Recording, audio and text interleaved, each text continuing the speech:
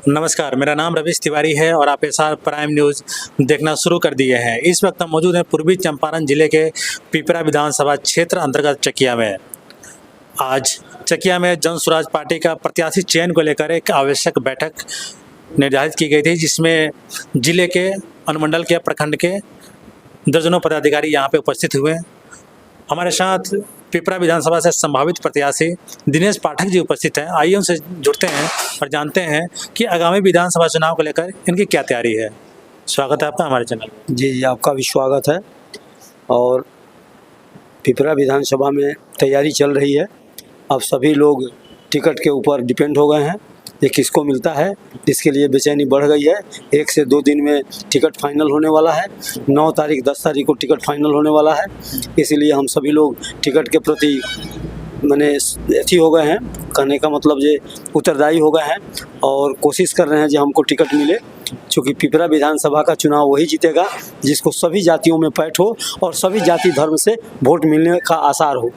जब तक सभी जातियों से वोट नहीं मिलेगा, सभी धर्मों से वोट नहीं मिलेगा, तब तक वो आदमी पिपरा के किला को ध्वस्त नहीं कर सकता है, वो अपने आप चुनाव नहीं जीत सकता है। आपने जिक्र किया सभी जातियों के लोगों का जिसका समर्थन हो। बिहार का एक लंबा इतिहास रहा है कि यहाँ पे जब भी वोट होता है तो जाति के आधार पर ही होता है और कुछ खास वर्ग के लोग हैं, कुछ खास पार्टियों को वोट करते हैं। तो आपकी जो जन स्वराज पार्टी है, नई नवेली पार्टी है, तो ये कहाँ फिट बैठ पा रही है? जी, बिल्कुल बात आप सत्य कहे हैं कि जातिवाद चलता है, लेकिन कैंडिडेट एक जीतता है, लड़ाई एक देता है, तीसरे नंबर पर एक रहता है, बाकी का कोई काउंटिंग नहीं होता है। तो 3 ही जात ना जातिवाद करेगा भी तो। और जातिवाद खूब होता है तो 70 से 75% होता है, 100% जातिवाद नहीं होता है। तो यदि 2 जात 3 जात का जातिवाद भी हो तो 200 जातियाँ हैं और 200 जातियाँ अपने निर्णय करके अपने सही उम्मीदवार का चयन करती है और जो उम्मीदवार फिट बैठता है उस उम्मीदवार को वह वोट देती है। यदि जातिवाद होता तो केसरिया से शालिनी मिश्रा चुनाव नहीं जीतती। यदि जातिवाद होता तो सुगौली से शशि सिंह चुनाव नहीं जीतते। यदि जातिवाद होता तो लाल बाबू गुप्ता चिरैया से चुनाव नहीं जीतते।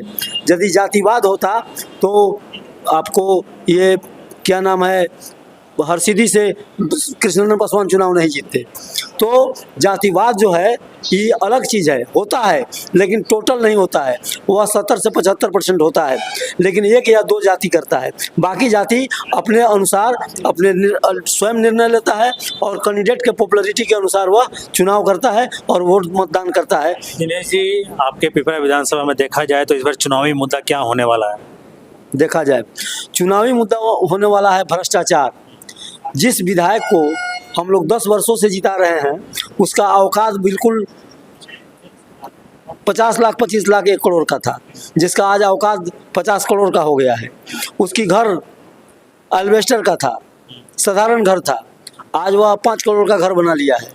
उसका घर 1 से 2 कट्ठा 3 कट्ठा में था, आज वह 1 बीघा लंबा चौड़ा में घर बना लिया है। काफ़ी पैसे हो गए हैं, अब वह पैसा भी खर्चा खूब करता है और 30% कमीशन लेता है। माने भ्रष्टाचार में वह लिप्त रहता है, सिर्फ रुपये के बल पर चुनाव जीतना चाहता है और रुपया के बल पर सब लोगों को देता है। लेकिन पहले विकल्प नहीं था। विकल्प इसलिए नहीं था कि लोग राजद को वोट देना नहीं चाहता था तो बीजेपी को वोट दे देता था, और जो लोग बीजेपी को वोट नहीं देना चाहता था वे लोग राजद को वोट दे देते थे।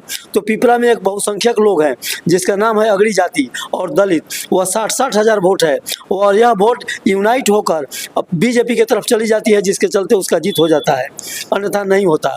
इसलिए जो भी होता है वह पहले होता था और वह होने वाला नहीं है, क्योंकि तीसरा विकल्प धरती पर जन्म ले लिया है, उसका नाम है जन स्वराज। जन स्वराज के साथ कोई जातिवाद नहीं है।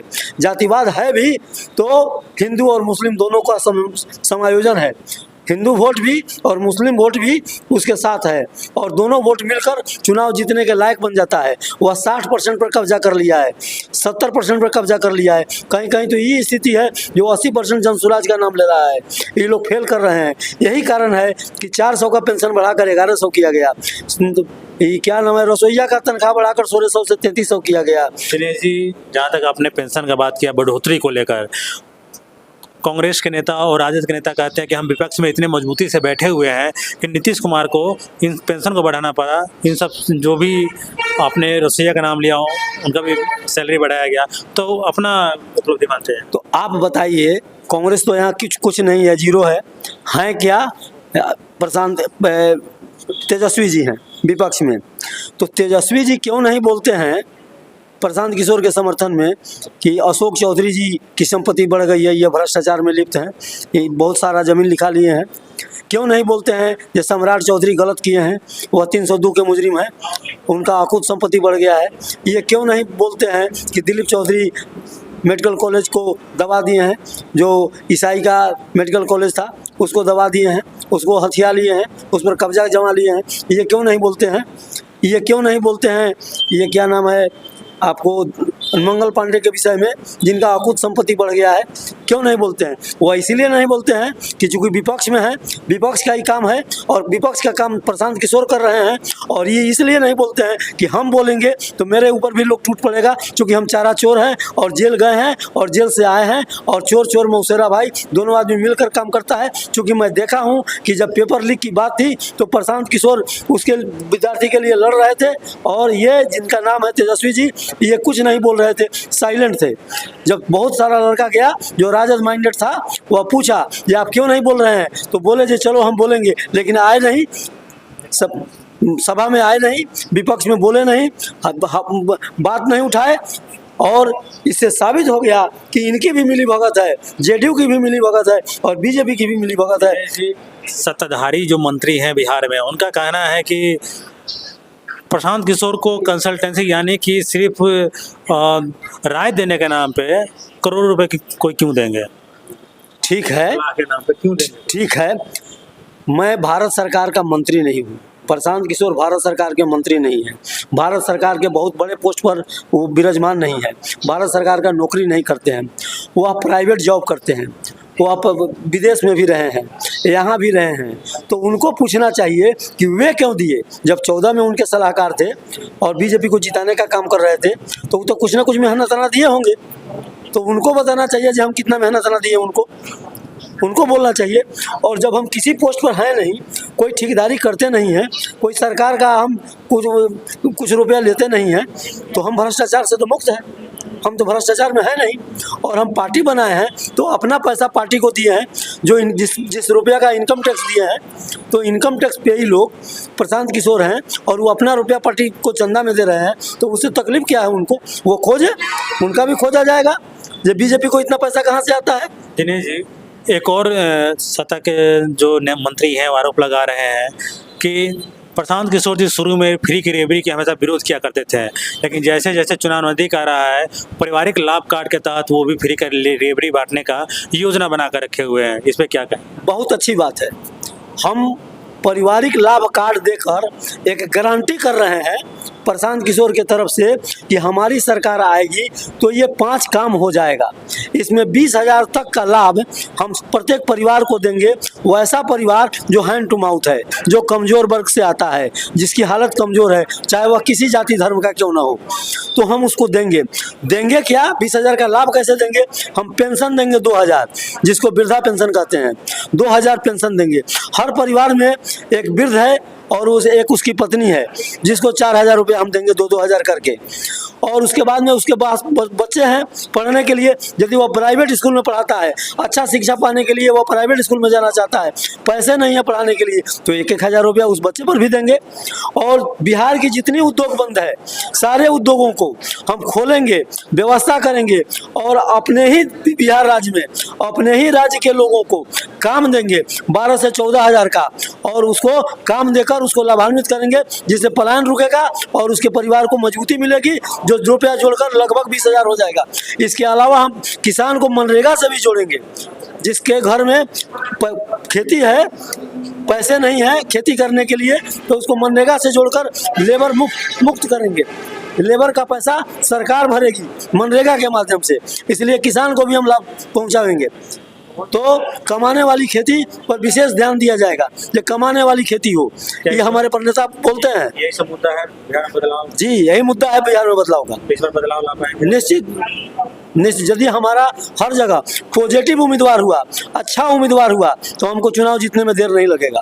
हमारे पर नेता बोलते हैं यदि मेरा कैंडिडेट धोखा में किसी पैरवी के माध्यम से या धोखा में मुझसे ही गलती हो गई हो और गलत उम्मीदवार को हम टिकट दे दिए हूँ और वह समाज में उसका इंप्रेशन ठीक नहीं है, तो उसको वोट मत देना, जो अच्छा उम्मीदवार हो उसको वोट देना। हमारे पर नेता स्वयं बोलते हैं। ऐसा माई का लाल कोई है तो बोले मोदी जी, बोले नीतीश जी, जब उनका नेता गलत हो तो वोट नहीं देना है, हिम्मत तो बोले, कोई नहीं बोल पाएगा। इसलिए कि चोर चोर मौसेरा भाई, सभी लोग भ्रष्ट हैं। इस भ्रष्टतम गंगा में सभी लोग नहाने के लिए तैयार हैं, प्रशांत किशोर को छोड़कर। दिनेश जी, जिस विधानसभा से आप दावेदारी कर रहे हैं, यहाँ पे जो विधायक हैं, इनके पीछे देखा जाए तो बहुत बड़ी ताकत है, इनके संगठन की ताकत है, खुद 2 बार विधायक रह चुके हैं, यहाँ के सांसद के उनके पीछे ताकत है। आपकी जो पार्टी है, चुनौती किस तरह के देखते हैं इसको? मैं इस बात को जान लीजिए कि बीजेपी हमसे छूटा हुआ नहीं है। मैं भी पहले बीजेपी था, लेकिन अटल बिहारी वाजपेयी की बीजेपी नहीं है आज। राधा मोहन सिंह 1989 में जो चुनाव जीते थे, वह राधा मोहन सिंह आज नहीं है। बहुत धरती आसमान का अंतर है। आज रेवड़ी बांट रही है बीजेपी, धोखा दे रही है। ये 10-10 हजार रुपया क्या है? क्या नीतीश कुमार को औकात है 90 लाख महिला को 10-10 हजार रुपया देने का, जब तक भारत सरकार का हाथ नहीं होगा? ये वोट के लिए दिया जा रहा है, ये घूस दिया जा रहा है, ये प्रलोभन दिया जा रहा है, ये धोखा दिया जा रहा है। आखिर यदि आप इतना महिला के प्रेरक हो गए हैं, इतना महिला के लिए आपको चिंता है, तो देश में बांटिए। देश में क्यों नहीं बांट रहे हैं? सिर्फ बिहार में क्यों? इसलिए कि बिहार में चुनाव है। यानी कि सर कोई ताकत काम आने वाला कोई ताकत काम नहीं आने वाला है। सभी लोग फेल कर जाएंगे जनसुराज के सामने। जनसुराज एकला चलो की नीति पर चल रहा है और बहुमत लेकर सरकार बनाकर दिखा देगा और उसके बाद देखेगा ये इन लोगों का क्या दशा होगा। जितने लोग भ्रष्टम सरकार चला रहे हैं, जितने भ्रष्ट नेता लोग हैं, सबकी संपत्ति की जांच होगी और सब लोगों पर आय से अधिक संपत्ति का केस होगा, जो लोग दायरे में आएगा। बहुत बहुत शुक्रिया दिनेश जी। तो ये थे पिपरा विधानसभा से जनसुराज के संभावित प्रत्याशी दिनेश पाठक जी। काफ़ी बेबाकी से और काफ़ी परखत तरीके से इन्होंने अपनी बातों का रखा, अपनी पार्टी के विचारों का रखा। उम्मीद करते हैं आपको इंटरव्यू अच्छा लगा होगा। तो मिलते हैं अगले वीडियो में, तब तक के लिए धन्यवाद।